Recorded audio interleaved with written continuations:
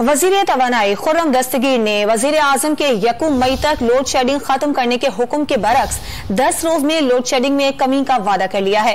इस्लामाबाद में news conference करते हुए उन्होंने बताया कि फ्यूल की फराहमी के बाद बिजली की पैदावार में इजाफा शुरू होगा।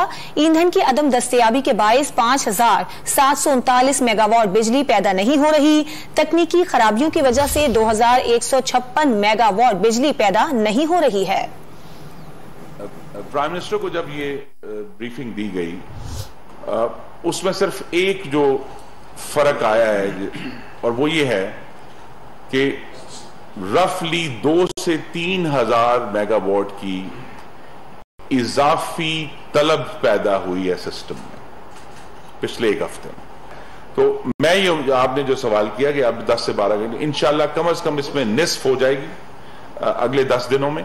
हमें एक्सपेक्टेशन है, जैसा मैंने कहा कि फौरी तौर पे पहले फर्नेस ऑयल ऑन होगा और ईद की छुट्टियों में हमें एडिशनल गैस भी अवेलेबल हो जाएगी, तो उसमें फौरी कमी आएगी। उसके बाद फिर वक्त के साथ साथ जैसे जैसे RLNG के प्लांट्स वो उन्होंने लोड्स खरीद लिए हैं मिनिस्ट्री ऑफ पेट्रोलियम ने, वो जैसे ही हमें अवेलेबल होंगे तो पूरी कोशिश ये होगी कि ये बिजली की जो कमी है उसको पूरा किया जाए।